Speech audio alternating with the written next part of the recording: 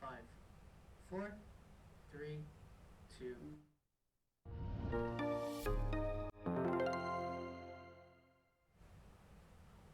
Welcome to Unstoppable TV, real conversations with curious people.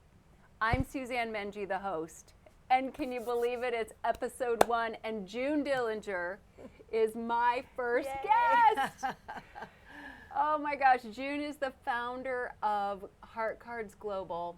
She's this amazing community member, and we got to connect a few weeks ago, and I was amazed at what an extraordinary human being this was, what a huge heart she is for service, and the possibility. When I invited her to be my first guest, she said yes, and I went, oh my gosh, best ever. Because you know what else is a fun fact about June?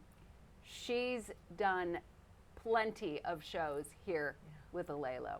So she is the pro on deck here to be here with me for my first show. So welcome, June. Thank you. It's so exciting to be on the other side, having the interview and the questions come to me. I've always dreamt of this moment, so I'm absolutely delighted to be your guest today. And I know that this is the kickoff to something really, really special. And your viewership is going to tune in because they want to see what's next for them. Yeah, and that is exactly, perfectly said, is what's next for them? What's next for each of us? And that's the invitation I have today. What's next? What's possible when we come into our own unstoppable? This isn't about me being unstoppable, June being unstoppable. This is about us as a community becoming unstoppable. Unstoppable by the things that happen in the mind, the emotions, the body, all of it, the world. So I'm gonna share with you real quick, and then we're gonna jump into our conversation, June. This is my first time being in a pro recording studio. I've been on video tons of times. I'm super comfortable in front of a group. But for whatever combination of reasons, this one brought up some nervousness in me. It brought up that thinking was like, who are you to have a show? You know, all these different things, they're all universal thoughts. That's the beautiful thing. In my past, I would never have shared that. I would have been the one who's got it all together. I'm the strong one. You can't see me be vulnerable. And then I realized that it was actually in our vulnerability that we come into our strength. So this show is about all being authentically ourselves. It's like, how do we come into being authentically ourselves? And my experience, and the reason I'm bringing this show forth, is because when we really truly come into our breath and we come into this body, out of the head, into the body, anything is truly possible. It's possible to be you, authentically, beautiful, divinely, perfectly you in this world, no matter what the rest of the world is doing. So it's been a journey for me, and I want to bring you on that journey. And June was so brave and wonderful because we're here to have an experience. We're here to have a coaching experience. We don't know each other well. I'm super curious and super intrigued by her journey, but also I know every single human has more potential in them. So our intention is to get to find that place where maybe you're holding yourself back. Maybe there might be something more, like there's a next level for you. I'm here, I'm open, and I'm ready. Bring it. Let's do it. Bring it. Oh no, did I say that? Yes, she did. She did. I think the vulnerability is a key space, so I have no idea what will show up today with you. Yeah. Like Suzanne said, we only talked for maybe 45 minutes, and what I know of her is as a professional woman, as a former Ironman participant, and new to the islands, I was attracted to her energy because she's bright and she's looking to grow and she wants to support people in their greatness. I'm like, Sign me up. I want to be first. I mean, even at the age that I am now, there are things that hold me back. And I often wonder, sometimes I think maybe that's why older people wear polka dotted pants and striped shirts, because they just don't give a rip anymore. Like there's things that just don't hold them back anymore. Yeah. Yet there's still a showing up that I'm up to in order to create what I want to create in my life. And at the same time, there has to be a vulnerability to that. And so when you invited me, I thought, I have no idea what this lady is going to ask me, and I'm down for it. I'm all game, so let's do this. And if she runs out the door, we'll catch her. No. Yeah, she said, Suzanne even said, maybe you'd like to do a second show after this if it goes well. I'm like, that's a possibility. Like, I'm open. I love it. I love it. Okay, June. So you say that you just said it perfectly. You know there's more. I do. What's your next level?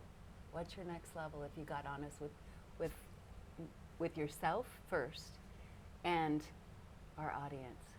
Actually, I just made a leap earlier this week. I had an opportunity for full-time work, exploring a position that would have been a really perfect match for me. Mm-hmm. And yet, in the telephone interview, as I was going through this and asking questions, I kept feeling this sinking place in my heart. Like, if I say yes to this, that means you cut off everything else that you've been working on. You cut off your destination wedding business, you cut off your coaching, you cut off Heart Cards Global, and you give 40 hours of your week to somebody else, albeit it would be a great career, it would be a great fun thing to do, it's a fantastic company, and yet something small inside me said, you need to really think about this. And then I was concerned about, what's everybody else going to think? She's always in the hustle. She's the entrepreneur that's like working. Right. What will they say? What What will they say? Which has been a story of my life. What will they say? And so I put it to rest. And then on Monday, I got up, or maybe it was Sunday night, I got up and I wrote a letter to the person that I interviewed with. And I said, thank you and no thank you in the kindest of ways, because I knew that I would be doing them a disservice if I wasn't 100% true to them and also to myself. And when I was done with that, I had this incredible lightness of being, and it was hard because it was an extremely well-paying position in something that even has something to do with the wedding industry, which would have been right in alignment. And I chose not to do that, because then I would be stepping on my own dreams. And I'm kind of getting a little bit older, and I don't have much more, like maybe 30, 40 more years, hopefully, to continue to live my dreams. So it was a scary moment. And that's letting my heart lead, and that's not easy for most people. You're such the perfect setup, girl. Can I give you some of this? Can I give you some of this? And are you open to being coached right here with our audience? Yes. Okay. Would you be willing to put both feet on the ground? Yes. And here's the deal, everybody. This June happens to be on camera with me, and I happen to be in the studio with her. But we're inviting you in to play this game with us. This is a game of expanding our capacity to live. Your details aren't the same as June's. Your details aren't the same as mine. But yours are yours as well. And the beliefs that run us, the patterns of pain that exist in our world, are universal. So June just brought up, what will they think? If you have any stories that have ever held you back, or any belief around it mattering what they think, then stay right with us, because we're going there right now. You ready for that? Let's do it. Okay, so everybody, go ahead and put your feet on the floor. And imagine your feet being rooted 4 roots into the ground, like 4 quadrants. And see, we're not standing right now, we're sitting, but you can still feel your feet on the ground even if they're not touching the earth. And even if there's 10 layers and 4-inch heels between you and the earth, it doesn't matter. When you intend to feel that, are you able to feel that? Mm-hmm. Do you feel just a little bit of relaxation in those feet? Okay, now here's the big one. We want the 10,000 pound butt. Imagine you being 10,000 pounds on this chair. You have permission to completely settle in here. And now imagine your breath. You can put your hands on your sides, everybody, or either, in whatever way you like. But imagine your breath coming into your rib cage and expanding you out to the sides. Can you feel that? Okay. What do you notice in the body in this moment? Fullness. Does it feel expansive? Does it feel like expansion, contraction? We want to come into the body and we want to come into sensation. Does it feel hot, cold? Does it feel pokey, soft? What are you noticing? Any sensation anywhere? And then we're going to play with what she brought up too, so just wait. Feels balanced and whole and healthy and So now let's bring it into alive. sensation, because those are actually still all stories. sensations. Sensation. Do you feel openness? Do you feel contraction anywhere, even if it's just in one Mostly shoulder? open. Mostly open. Beautiful. Do you feel the energy moving? Do you feel any pulsing? Can you feel your heart rate? I feel a gentle guide of in and out. Beautiful, beautiful. And then let's bring in, what will they think? And if you come back in with your eyes open again, what will they think? And you really feel into what will they think, and then get curious what's happening in the body. What will they think? What will they think? What will your family think? What will your friends think if you don't take a job that will pay your bills for the rest of your life, that will give you a great retirement? Instead, you stick tight to your dreams. You stay focused on what you've been building. Speaking from or she's not smart. Why would she do that? It's an amazing opportunity. It's right up her alley. She'd be so great for them. She could really do this. She could totally use the money. What is she thinking? Right. And what do you notice in the body now, June? Constriction Where do you notice it? in my solar plexus. Okay. Are you willing to breathe alongside that for a moment? Okay, everybody. You see what she just did so bravely right here on camera? So June just found those stories. What is she thinking? She could use the money. She could help so many people this way. And then there's contraction in the body. It doesn't mean it's right or wrong. It just means that there's a tension in the body. That story, let me ask you a question. I don't want to make an assumption, okay? Have you ever worried about what someone else would think before in your life? Is this the very first time? Oh, of course. Of course I have. Yeah, Probably since I was a teenager. at least. Yeah. Because most of us come in and we learn very early, by 3, 4, 5 years old, how to do it to please our parents to get the love we need. Did you have any editing of you in your younger years? Any censoring of the fullness, the brilliance, the beauty, the greatness of June in order to not make a ruckus? Probably not till I was in my teenage years. Okay, Yeah. okay.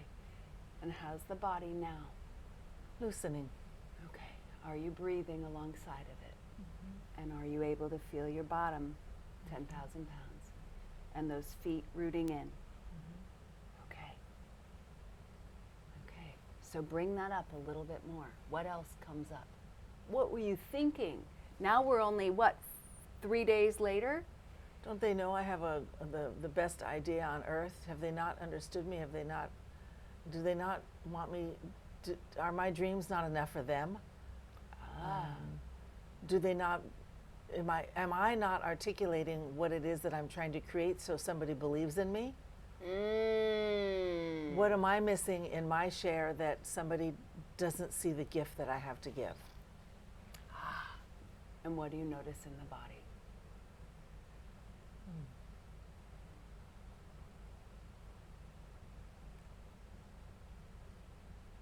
N- I have words, but I don't know if it's a physical note. It's just a not enoughness. Okay. Where do you notice a sensation in the body? Right in the center Okay. where my heart is. Okay. Perfect. Is it a contraction? Is it Contraction. an expansion? Okay. So contraction in the heart. Yes. So when we have these tensions that happen in the body and they get layered on and defended over time, right? All that thinking is defending the meaning that we're making about what they're thinking. We're basically trying to think for other people. Aren't we silly that way? That's what we've been trained in to do. Worry about them so that we'll be safe. So are you willing to bring it all the way home? Yes. If you bring it back to you, where are you not articulating to yourself your dreams clearly enough? You're asking me if I bring it back to me, where am I not articulating my dreams To yourself. to myself? Yeah. So if you, we want to bring it home where you have the power. You don't have the power to control their thinking, right? You can't tell them how to think. You have the power when you bring it home and you go, okay, I'm willing to get curious. I'm willing to breathe alongside these sensations, because they're just sensations. They're stuck energies in the body. And then I'm willing to get curious. Where am I not being clear enough with myself on how I know I can move forward? In the details. Okay. I can answer that right away. Tell me more. Because I've been a big picture thinker and I scroll to the left, or there's something sparkly over here, something sparkly over there. It's a focus and really diving into the deeper details that allow people that are looking for evidence-based information to buy into whatever it is that I'm up to. It's the deeper work, it's the homework behind it, it's the not even so much the longevity of having had Heart Cards Global for 4 years, and the work that has gone into it. People, it seems to me, want to hear the evidence that I'm doing the work, or so some part of me is perhaps not doing enough to feel trusted, or maybe I've lost my I don't think so, but my happy-go-lucky fun, jovial child that created things like the Hot Doggers Club and used to have carnivals with all my old stuffed animals and invite all the kids in the neighborhood. Like, some parts of me, that childlike effervescence doesn't exist in the same way.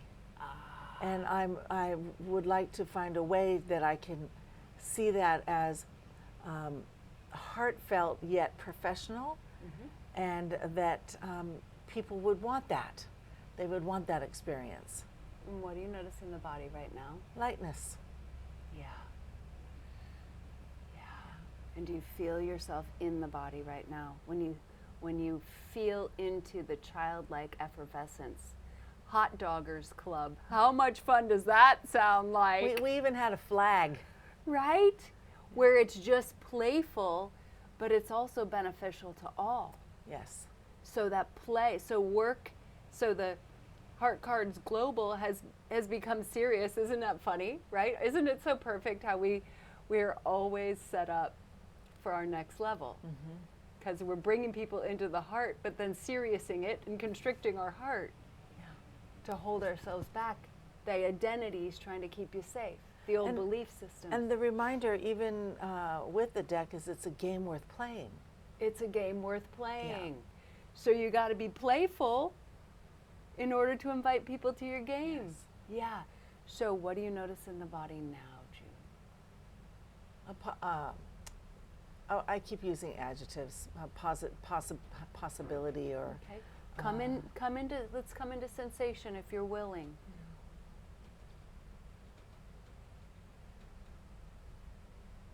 more of a broadness in my chest, more openness. Beautiful. So some expansion in the chest. What if you took a risk on yourself in these coming days and said, I'm willing to dive into the details. I'm willing to get so honest with myself and breathe as we do this, Kay, because it's just stuck energy that's held you back. That's why anything, the leader of any business is the linchpin, right?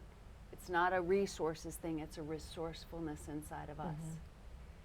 So if you get curious on what is it that needs your focus, and then you break that down into baby pieces, you're never gonna focus like your friend Matthew, right? You're not the analytical type maybe. But what if you focus like June focuses, which might be 45 minutes deep dive, and then a break, and then a 45-minute deep dive. You see what I'm saying? Where you say, this is worth it. It's worth it to learn to focus again. From a playful. Totally worth it. It's totally, how totally worth it is it? It's doable. It's game changing, right? Yeah. Changes the whole game. Yeah. Brings the play back in because then there's not the mind saying, I'm a squirrel. Yeah. Yeah. And removing ownership or words around those things that don't serve me, like I squirrel to the left, or Right. really being mindful of the words that I'm using so that I'm conscious of where my shift goes when I go with that energy. Yeah. Yeah. Because at the end of the day, it's all energy. And energy can do nothing but meet itself. So when we're in resistance and we're in squirrel mode, life's going to be in squirrel mode, meeting us right there. But if we're in focus, we're mission focused, and we know beyond doubt that this is what we were called here to do. We have our breath and we have our body. The whole mission today is to bring people into their body. When you feel your feet rooted on the ground, when you know you have complete permission to be in this body, I like to say, when we're in our head, we're dead. When we're in our feet, life's sweet. It's a total game changer. But in all those belief systems and all those stories we've made up about ourselves, we make life more difficult to keep ourselves safe, because then we can stay right here. That's right. You just gave yourself this great gift. You went through this process of an interview, and then you went, wait, no, it's not worth giving up me for this, right? It's worth saying no to this to say yes to this. And what do you notice in the body right now, June? A little resistance. Tell me more. Where is it a contraction? It's a contraction. Okay, where is it? Right in my belly.